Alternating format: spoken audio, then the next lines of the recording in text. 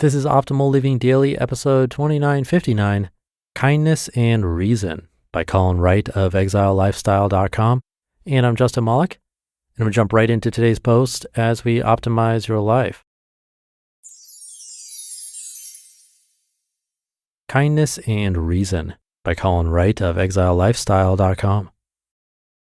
When we ask someone to be reasonable, what we're really asking is for them to see things our way, to put on our shoes and walk around a little.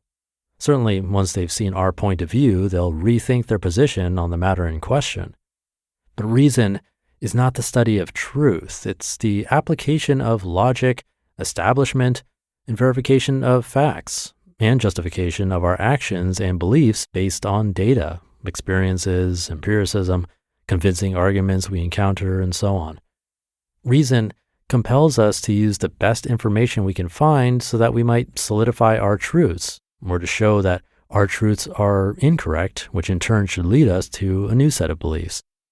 This means that reason is a personal exploration, a venture out into the world to learn new things, have new experiences, meet new people, and reassess what we know to be true at every step of the way. It's evolving and upgrading our own perspective so that if a person were to take a walk in our shoes at two different moments, they would see from different perspectives each time. Reason is intentional, fact-based growth. For many, though, reason is an excuse to pulverize opposition. It's a means of establishing how one worldview is better than another and manifests as a sort of rational shaming. I can better defend my beliefs. See how foolish yours look next to mine? This is something you see among certain wings of the intelligentsia. While they speak out against walling oneself off from knowledge and faith-based beliefs, traditionalist thinking, and the like, they'll sometimes act as if being able to explain the way they lead their lives makes their way of living more noble and pure. I'd argue that this misses the point of reason and is perhaps in opposition to it. While it's possible to come up with a best fit system of living, that system will not necessarily be the same best fit for everyone. To claim moral or philosophical superiority, then, is to be incredibly limited in one's scope of the world. It assumes that we all have the same goals, have had the same experiences, and hold the same data in the same regard. Similarly, rational thinking is often applied as an excuse to treat someone else as the lesser in some way. They believe silly things, and my beliefs are clearly better supported by data, therefore I needn't consider their humanity. Screw them and their rain gods. Well, the value of reason is that it's an ever-shifting, fluid thing. The more you expose yourself to different ideas, the more variables you have to throw into the equation. By shutting oneself off from any possibility in any group of people and set of beliefs, we're not being rational. We're being prejudiced. And we're using the language of rationality and reason to justify that prejudice.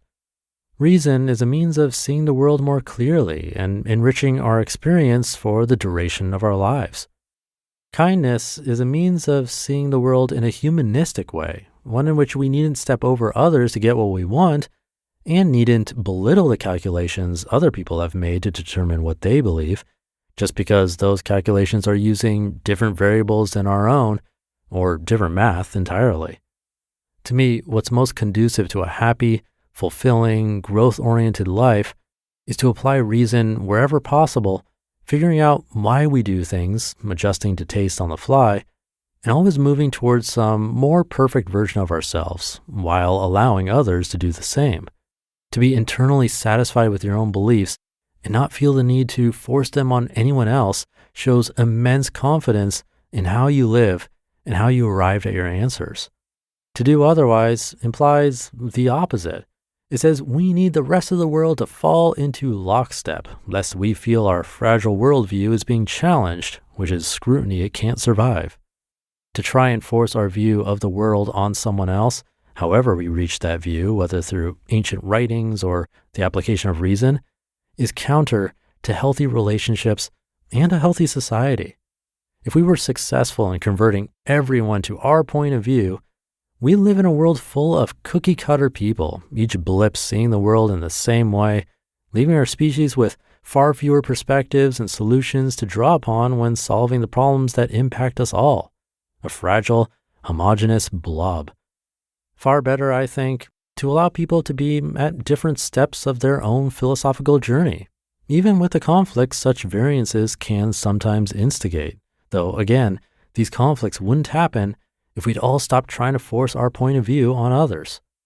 Kindness and reason are not mutually exclusive. I, for one, think it makes perfect, rational sense to do things that make me and other people happy, and I don't feel that diminishes the seriousness with which I approach my philosophical development. I'm not going to tell you how to think on the matter, but it's a point of data worth considering and adding to your equation. You just listened to the post titled Kindness and Reason by Colin Wright of ExileLifestyle.com. Thank you to Colin for the post. He had a little update, so I'll read that for you now. Update April 21st, 2017. I can't tell you how many times I've had to convince self-declared rationalists and skeptics that being kind is not a bad, morally indefensible thing. Also, that there are other things to spend one's time on than trying to show how everyone else is an idiot. There's a time and place for proving the veracity of one's beliefs, but to spend 99% of one's time and energy on that is not my cup of tea. So thank you again to Colin. Great points in this one, especially with social media these days and what is now known as keyboard warriors, trying to tell people what to do, what to say, and how to behave. I think we need this message now more than ever. On one hand, we praise diversity, but on the other, when someone else believes something different than we do, we're often quick to retaliate. This is why you hear from a bunch of different authors on this show. The more, the better, I think. But I think I'll leave it there for today. Thank you for listening. Have a great rest of your day, and I'll see you tomorrow, where your optimal life awaits.